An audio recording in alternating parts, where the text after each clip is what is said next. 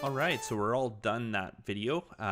So I've updated all the banners. As you can see, there was a couple of pages there where I kind of struggled with the banner, the look that I wanted there. So I just kept on trying options until I found something I liked. A little trial and error doesn't hurt anybody.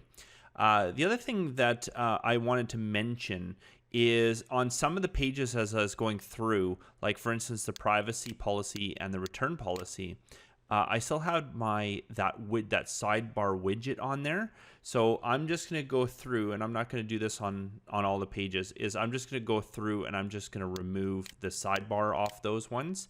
So I'll do that off video, but I'm going to remove all of those. And I wanted to leave you with a final note, and I didn't do this on the high-speed video, but I think it is very important.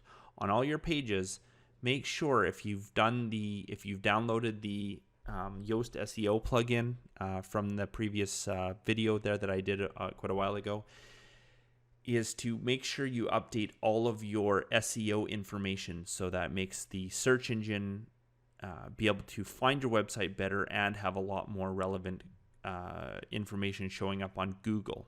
You don't want this to show up here, right? You want something to do something like,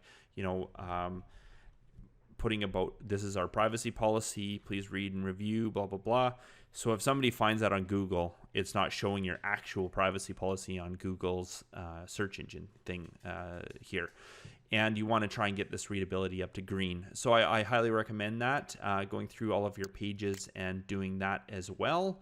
And just working through each of these, updating this information, the title, and the description, and of course any other hints that it gives you here on content or word content. Some pages you can't help it with the amount of words that you put in there, just because of the nature of the page, but that's what blogs are for, and that's what help bring traffic to your website. So blogging is really good if you can do it, even if you've set up 5 blog pages on your website, and they don't have to be actual blog pages. Even if they're regular static pages that you've written content, that helps drive traffic to your website.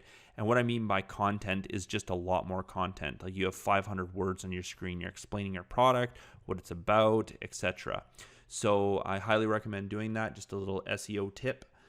And that concludes this video, and we'll see you in the next video.